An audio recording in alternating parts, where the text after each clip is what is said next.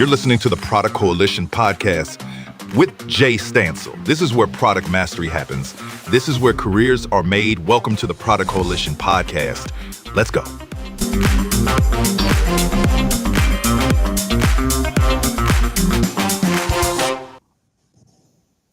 Welcome back, everyone. Today's guest is Alex Blinov, a global product executive with over 15 years of experience leading product innovation across e-commerce, fintech, IT, telecom.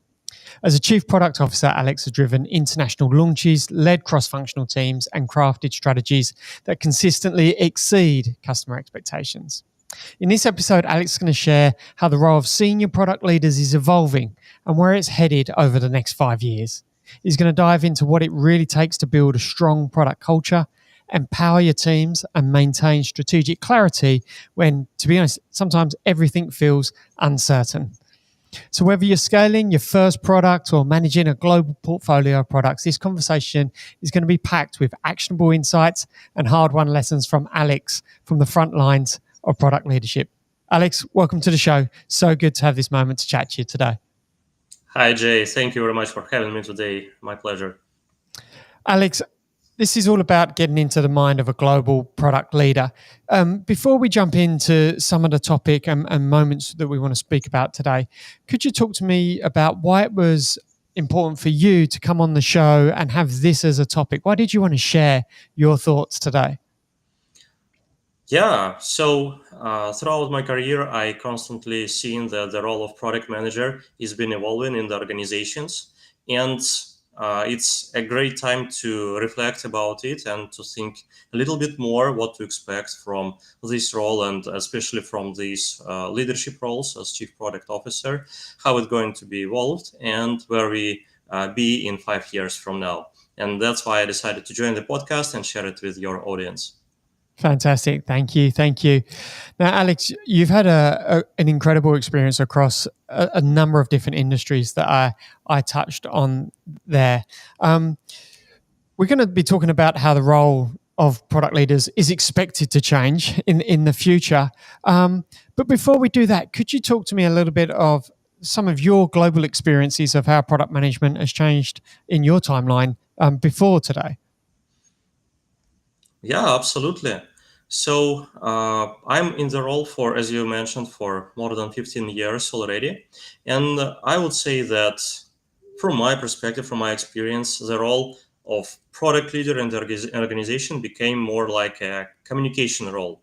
So it is expected for a senior product person in the company to be, so to say, an advocate of change, a communicator across different departments and across all the teams, just to make sure there are no silos in the organizations. So for me, the role of chief product officer or any senior product role is something like the someone who beats with the silos and making sure that information and knowledge is circulating across all over the organization.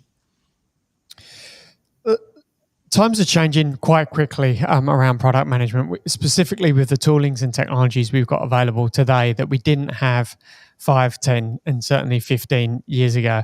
Alex, could you tell me, where do you think it's going to change over the next 5 years as a craft of product management? What do you think the day-to-day or the year is going to look like for executive product leaders? So you mentioned your point is pretty much valid. The technologies are changing very hectically, and today I'm sure you and your audience pretty much aware of rise of generative AI and LLMs technologies. 5 years ago, someone would say it was blockchain or other technologies. So in 5 years from now, I would say that there would be another thing. You can call it something AI or just whatever technology might appear on your radar. In 5 years, it would be definitely new technology. It wouldn't be AI or LLMs for sure. It would be something new. And that's why I mentioned changes, meaning that any product leader should be prepared to adopt new technologies and act rapidly to answer the market demand and shifting technology landscape. So From my perspective, Alex, successful leadership is all about working with those changes, knowing that change will always happen. And to your point, in 5 years, there'll be something different for us to work with or against, depending on what it may be.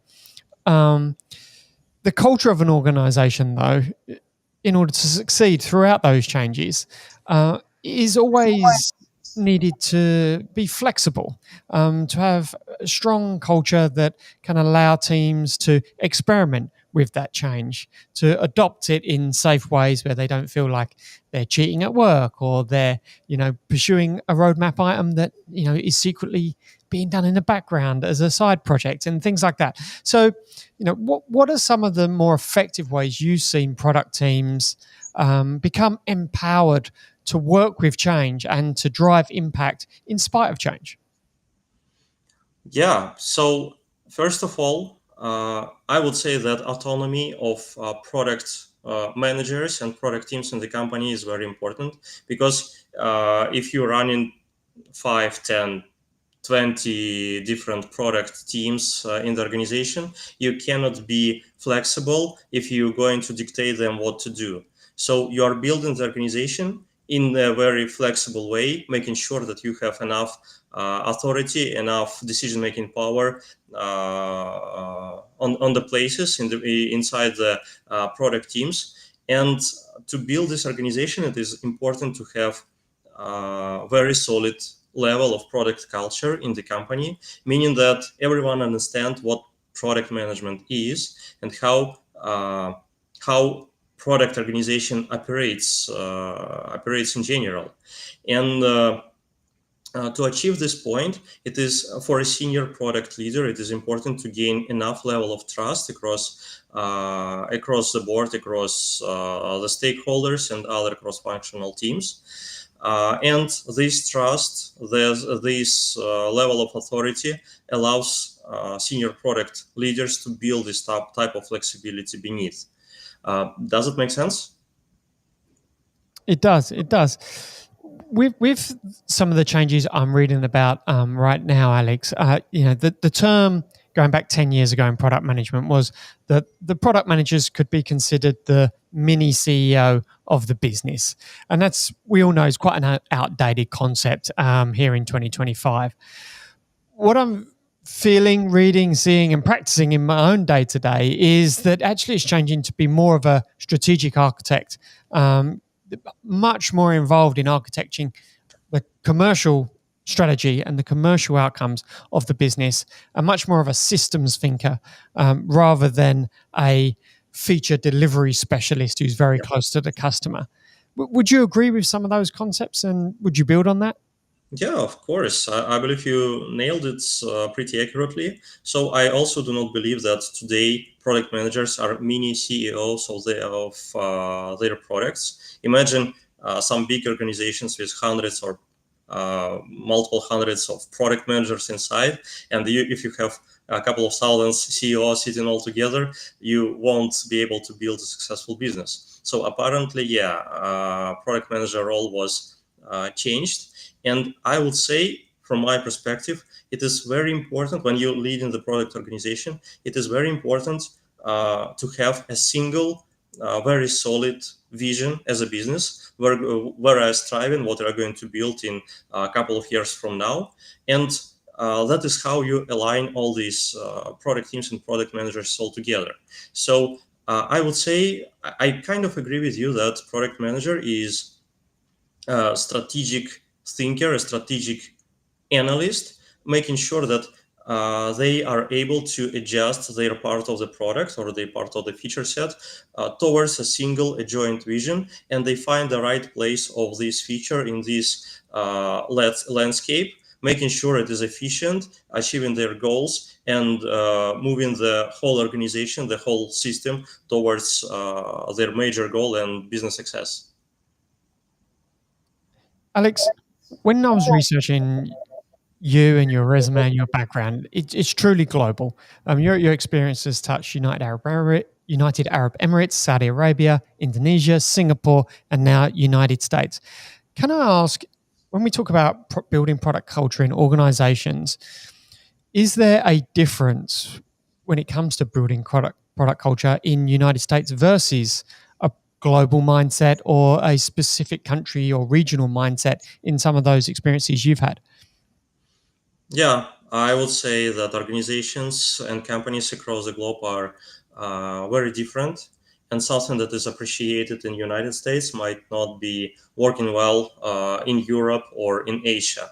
So I would say that in the United States, overall product culture is aimed on fail fast approach, meaning that organizations are very open to quick iterations. They need to get quick results, no matter what kind of results, whether positive or negative. It should be quick. It should be a very fast response from the market or from the stakeholders, and that is how you move forward. You are constantly iterating. You are failing. You are making mistakes. You are rising and moving, pushing things forward.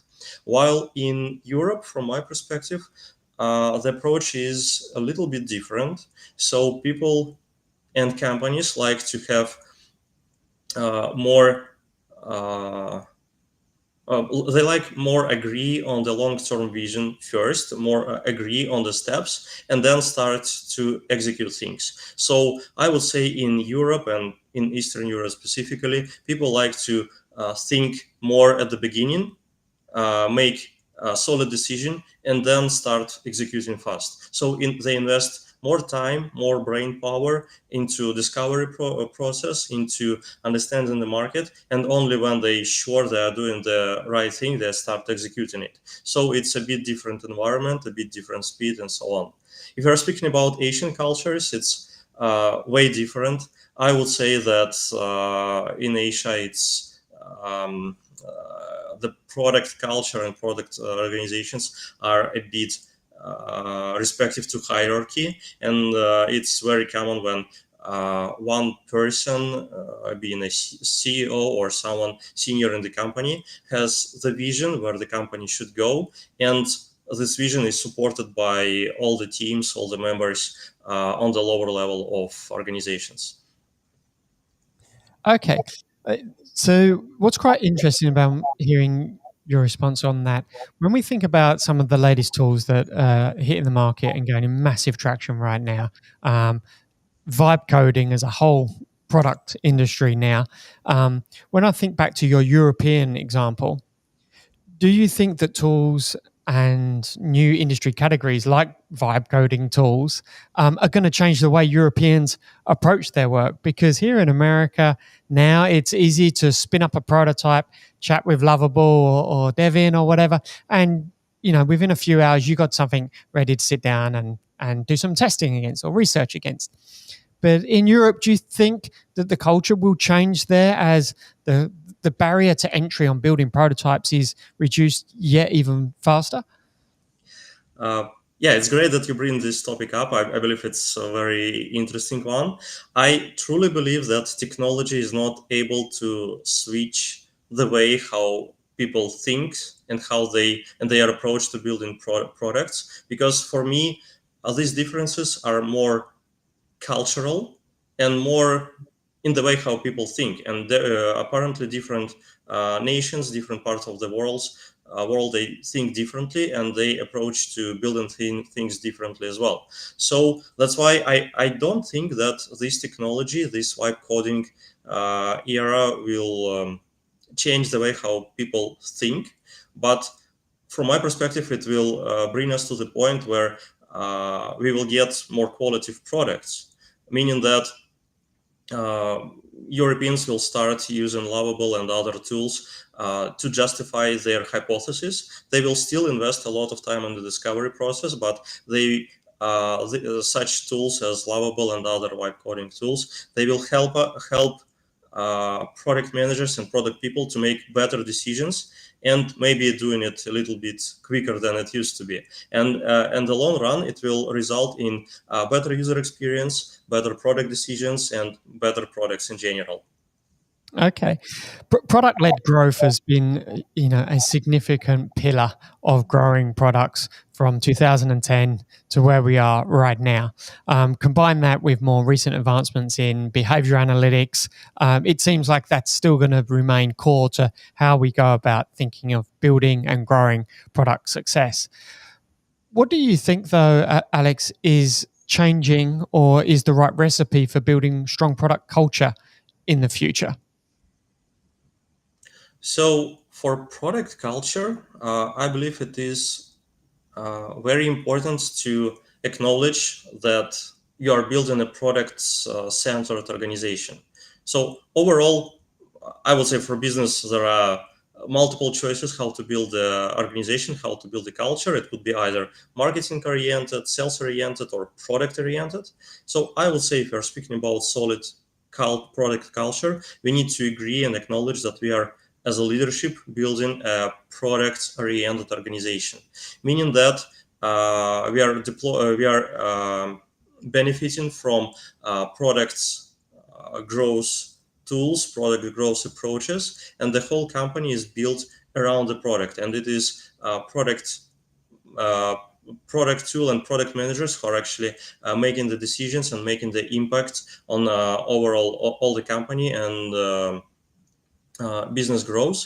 And this is important to acknowledge on the whole leadership level, meaning that everyone should agree that we are trusting in our product, we are trusting in our product team, and we allow them to do experiments, to take their time investing in the discovery project, making sure that they are understanding the users and building the right product and growing the business.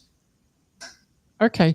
When it comes to skills that support that culture, where do you see the skill set changing or doubling down on what we've had to or needed to learn historically over the last 20 years in product management?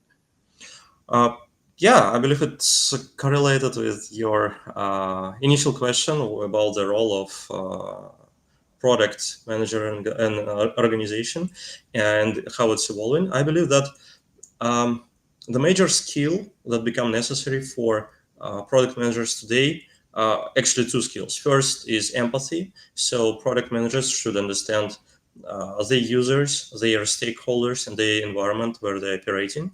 And the second is very good communication skills. Because as I mentioned, product managers today should be great communicators across the company. They should be able to communicate their ideas, their reasoning across all the level of the company, starting from the developers, marketing team members, and ending up with the CEO or board members. So they need to be efficient in announcing their ideas across the whole company, and that is very important for today product management. Okay. When I think about AI and its importance as part of day-to-day life in product management going forward, one of the things I feel that's coming more into product management now is the understanding of the ethics of AI and the product manager having to take that on in addition to what you were speaking about there. Within your role and your day-to-day, how have you had to start thinking about AI and ethics in new ways that you didn't have to worry about 5 years ago because it wasn't a thing that was part of life back then? So that's a good question, and I believe again different companies across different markets will respond differently to you.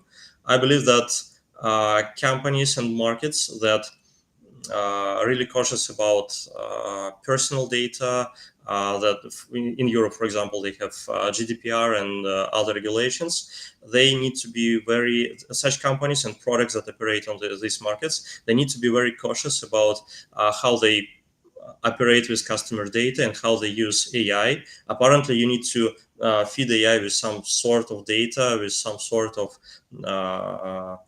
your internal information, and you need to be sure that you're not sharing customers' data, personal data, and you respect the laws of the market you are operating in. In other markets, other industries, it might be a very different situation. So I would say this question is not so so important for other markets, and I would say that the environment where your product is operating actually dictates you how you should respect AI ethics and overall be cautious about the data you feed in the AI machine.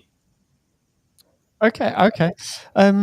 In similar vein, there's some talk out there right now that the ratio of product managers to engineers is likely to shift in the years ahead because of AI tool sets that are available to both product managers and engineers. Do you have any thoughts on that?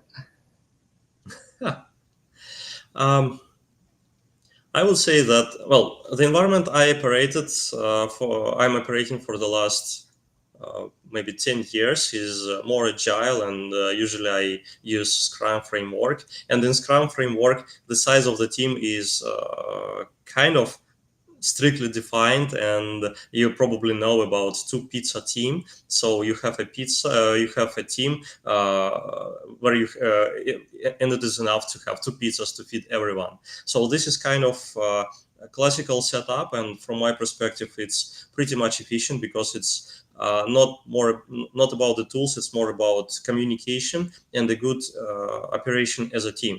And I don't see that we have a lot of shifts in this direction. We do not have something that disrupts the way how people talk to each other and how they communicate effectively. So I don't see big shifts here.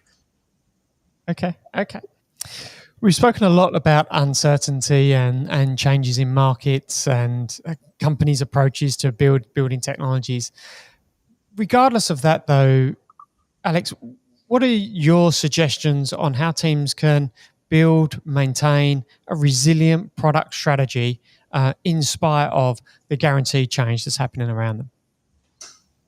Uh, yeah, when you're operating in a situation of uncertainty, you need to anchor in your core things like core vision of the company and core customer needs, because it is something that is stable and you can actually act while understand these core things. And the core things, they are not changing so frequently comparing to other parts in the overall environment. So it is very important when you understand that you are in situation of unclarity and you need to make some decisions. Just keep in mind some basic principles. Keep in mind your company strategy and company vision and your customers, and that is how you can actually make these decisions. And having in mind your short-term and middle-term goals is also very important. That's why it is I ask my teams to keep their roadmaps fresh and clean all the time, so they understand where they are going. And when something is disrupting their roadmaps and there is some urgent task from stakeholders or something that's happening on the market we need to accommodate, it becomes easier to find the right place in the roadmap. If you have it in front of you, you understand what you can sacrifice, what you can deprioritize, and how you can actually act upon the new requirements. So this is how I see the teams should answer to uncertainty. Thank you. Thank you. The next question, Alex, is all about the product managers in middle management. They're not entering product management, but they're also not senior executives, senior product leaders. They're stuck in that middle management piece, and it's probably stuck is the wrong word. Apologies. With what's changing in the world right now, what advice would you give to yourself 10 years ago when you were in that middle management, product management role? You weren't an executive, you weren't new into product management, and you wanted to get ahead with everything around product management and where we are right now. What advice would you give to yourself in this day and age? Can I give two advices for myself? Go for it. Yeah, so first advice would be dare to act. You do not need to overthink and overcomplicate things. Just fail fast. It is the right approach. And the faster you learn, the faster you act, the faster you learn, and the faster you iterate and actually do product changes and drive your product forward. So this would be a first piece of advice. And the second one, always keep in mind company strategy and company goal when you are making a decision. So when you implement this iterative approach, while keeping in mind your end goal, you should be successful. And that is how you can align with other teams. That is how you gain trust within your team and across the board. So these two advices, I believe, very useful for me 10 years ago. Fantastic. Execution and mission still remain as important as ever. Thank you very much, Alex. Alex, this has been a pleasure to chat to you today, to learn from some of your global perspectives and experiences around where we are right now, but also where we're going to be in the future. So I really appreciate you coming on the show and sharing your knowledge and wisdom with me today. Thank you very much, Jay. My pleasure being here today. And I wish you all the best. Thank you very much. For the audience listening, thank you also for listening to another episode of Product Coalition. Hope you enjoyed the show. If you'd like to learn more about Product Coalition, please head over to productcoalition.com. Until next time, thank you very much. And that's a wrap for today's episode of the Product Coalition podcast, hosted by Jay Stansell. Got questions or want to explore more topics? Connect with Jay on LinkedIn or join the ever-growing Product Coalition community on Substack. Thanks for listening.